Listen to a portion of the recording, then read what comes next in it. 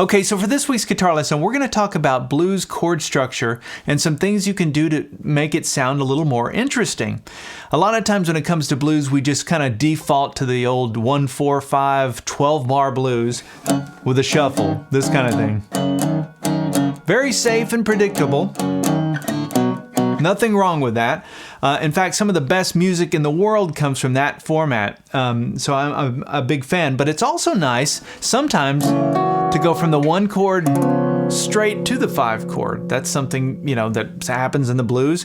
And it's just an unexpected twist, maybe. Or adding in the 2-5-1 or the 6-2-5-1 turnaround, which is like a little jazzy sound where you've got... So I'm going to talk through adding those elements into your blues just to make it sound a little more interesting.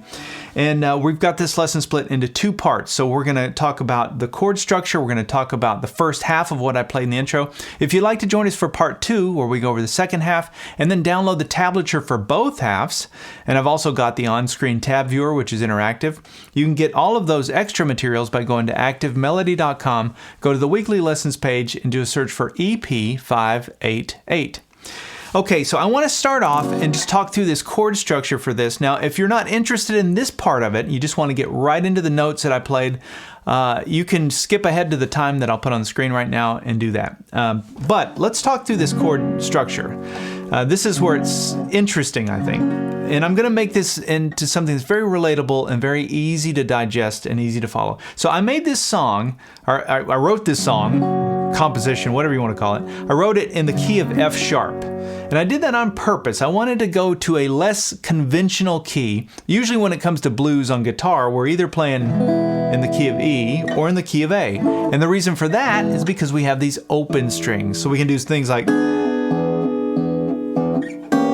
You got that, I don't have to fret that E note there, so I can just do that. Same with A.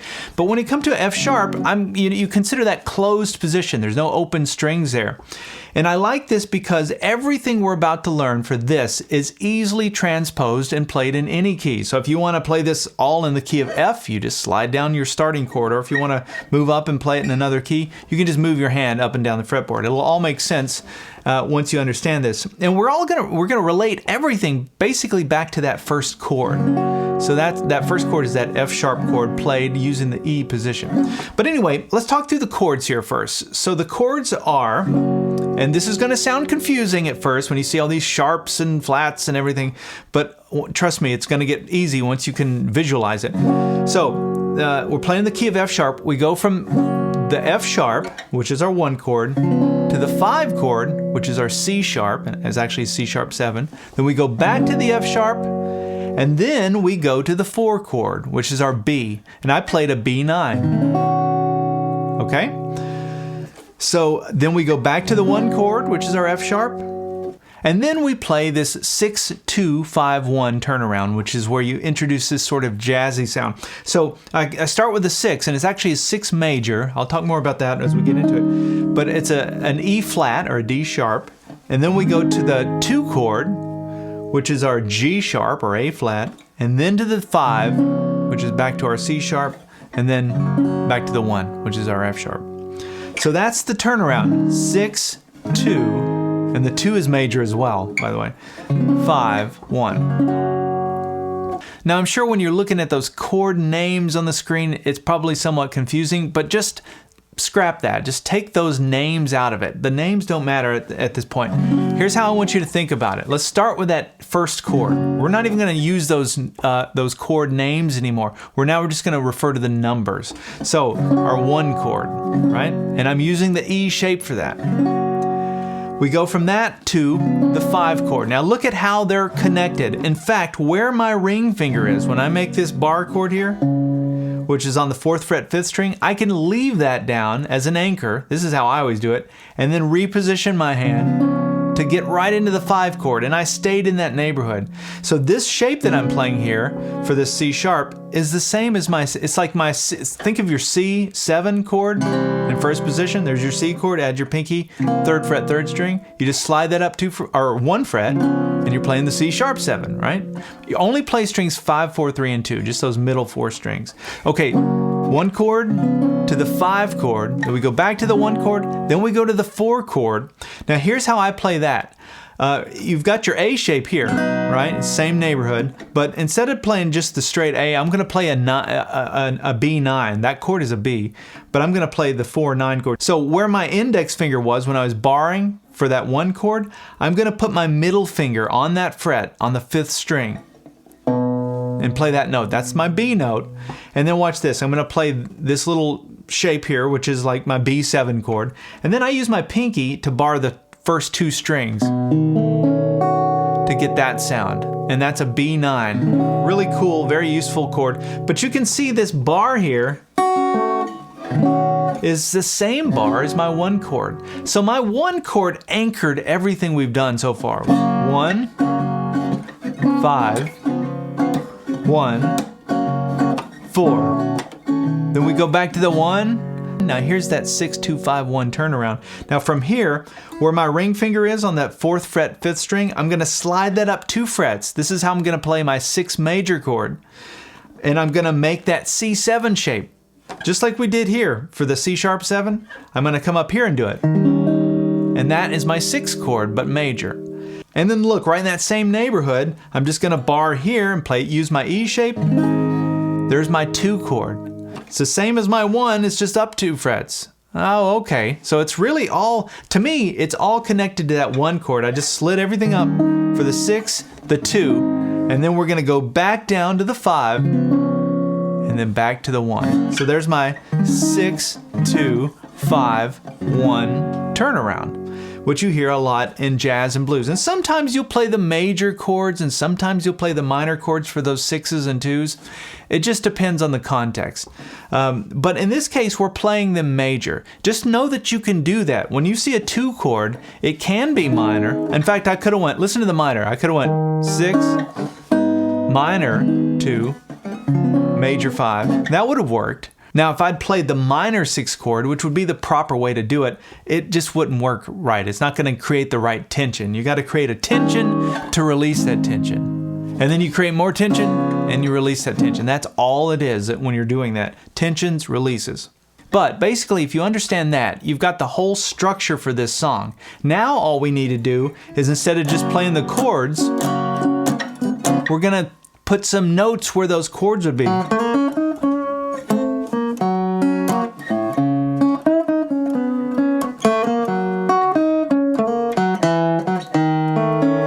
So I'm just playing, there's my B9, right? I'm playing notes in place of those chords. And that's basically how a composition like this is created. Once you've got the structure figured out, you can just start to improvise and do this stuff on the fly. Let's listen to the first part now, and we'll talk about what's going on.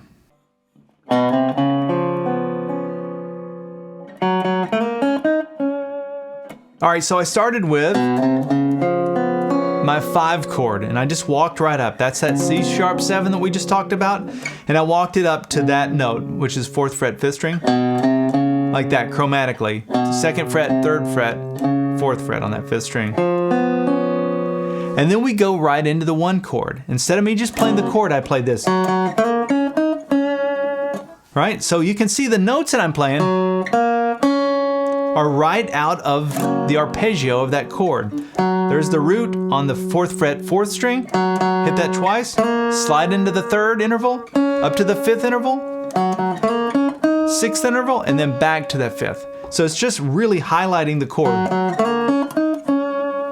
then I stopped it and then went and slid into it. And when I slid into it, I'm just playing strings 4, 3, and 2 and sliding up to that chord right there, which is the F sharp chord.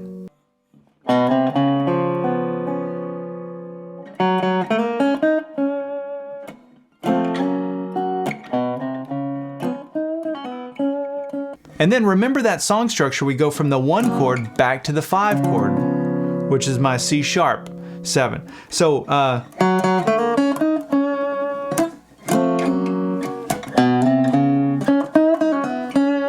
that's what I played for the 5 chord. So I did that same little walk up, 2nd, 3rd, 4th fret on the 5th string. And then I came up here to the 2nd string, 2nd fret, and and play this. So 2nd fret to the 4th fret with a half bend, pull off between the 4th fret and the 2nd fret. And then there's the 4th fret 3rd string. And then we go back to the 2nd fret 2nd string. Now what is that?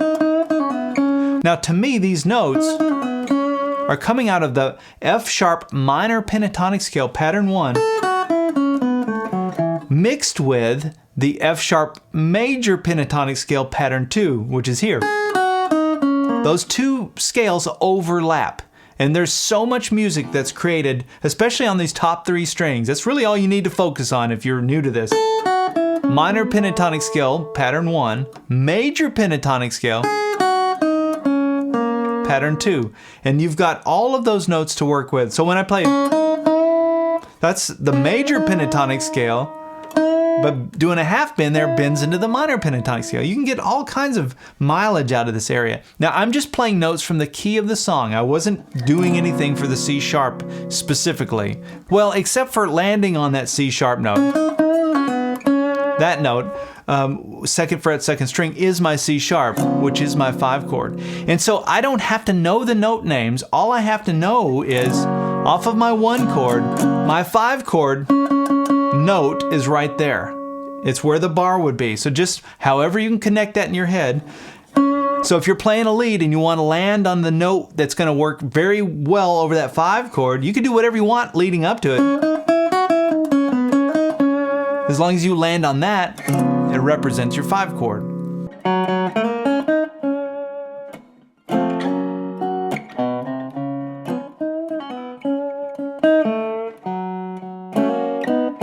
So then after that I played. Let's look at that. We're back to minor pentatonic scale pattern 1 for the key of the song, F sharp. So we go back to that 2nd fret 2nd string, up to the 4th fret on the 2nd string, and then I come down to the 2nd fret 3rd string. You can see these notes are in the minor pentatonic scale. See, I'm not hitting the major 3rd, I'm hitting that flat 3rd. To give it a little more of a bluesy sound, and then come down and land on that 4th fret 4th string. So we have, and then after that, there's sort of a call and the response is a gospel piano kind of blues thing, which you've got to know. I talk about this all the time. It lives inside of my E shape. So it's barring the first 3 strings on the 2nd fret, playing strings, just playing strings 2 and 3 with a hammer on to the 3rd fret 3rd string with my middle finger. And then strings 2 and 3 on the 4th fret. And then that hammer on again. So this represents this. Connect those two. This is not a lick anymore. It's this chord. So if you're doing an A,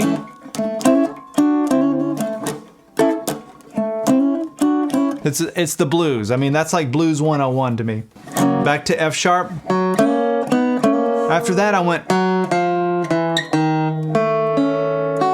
So let's look at that. There's my F sharp. Now we're going to the 4 chord, which is our B. Remember, it's a B9. But just remember where it is. Who cares what it's called? It's right here, right?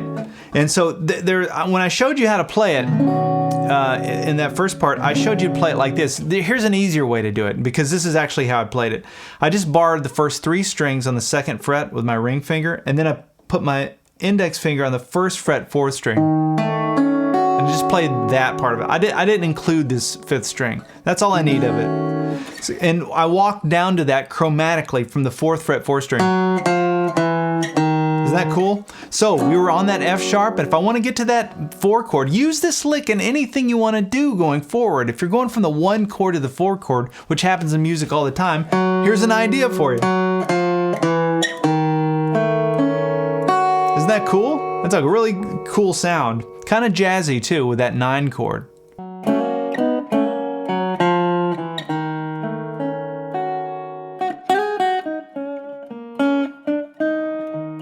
So after I arpeggiated the chord and landed on that 2nd fret 1st string, I went like this. Okay, 2nd fret 1st string, we're going to come up to the 4th fret on the 1st string, and we're going to play 4, 2, and then we're going to go down to the 2nd string and play 4, 2. This is a box that lives inside of this E shape. It's my major pentatonic scale pattern 2. I just talked about that, right? So we have pattern 1, we have pattern 2. And that's, I just outlined the sound of the major pentatonic scale. Okay? Now from here, this is where we do the 6-2-5-1 turnaround. Now watch this. We're going to go from the F sharp, which is our 1 chord. That's where we're at structurally in the song, up to the 6th chord, the 6 major. And all I have to do is from the 2nd fret 2nd string, I'll hit that note, 3rd fret 3rd string. Those are just notes from my F sharp chord, the 5th interval, the 3rd interval. And then I'm going to walk it up chromatically on this 2nd string, 2, 3, 4. And then once I'm up here and I'm playing this with my index finger, I can let my other fingers fall into place to play that C7 shape. And then I can hit that E flat chord, E flat 7, or D sharp 7. And now we're just going to kind of cycle through the chords and play, because that's our 6. Now after the 6 we play the 2. But it's 2 major. Remember, it's in the same neighborhood though. That's what's nice about it. It's right on top of where we're at. So I can bar on this 4th fret, and I hit that note, and then play that. Now when I'm playing that G sharp or A flat 7 chord. It's the same as my E shape, but I remove my pinky and play it, and then I have that, and that's the flat 7. That's what makes it sound a little more bluesy. Pinky down, happy, major, remove your pinky, you get that flat 7. And I do a little hammer on with my index, or with my middle finger. So it's like,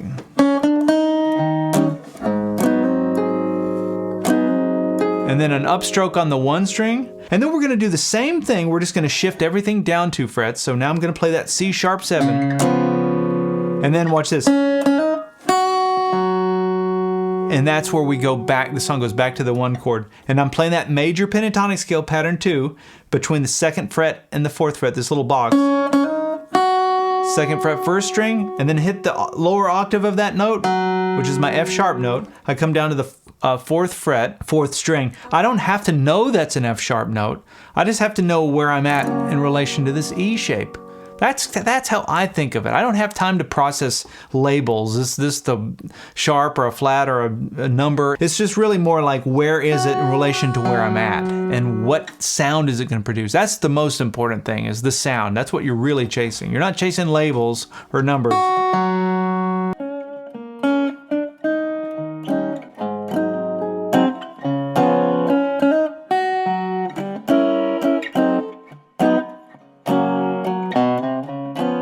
And now we got the turnaround, which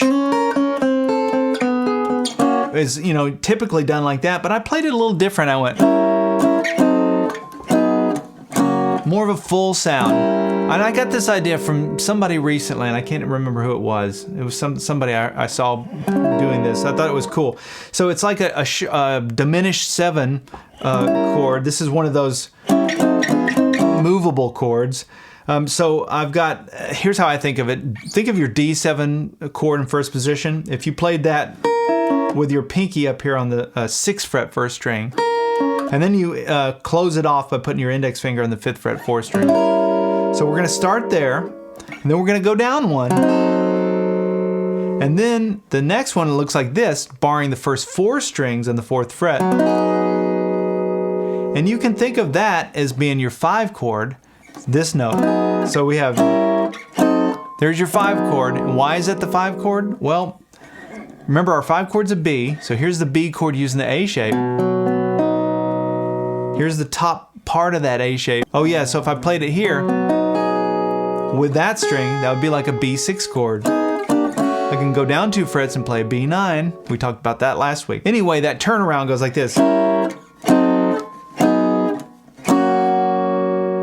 And then back to my F sharp 7. And then I concluded with the same thing we played for the intro. A walk up chromatically, frets 2, 3, and 4 on the 5th string. And then there's my turnaround for my 5 chord, C sharp 7.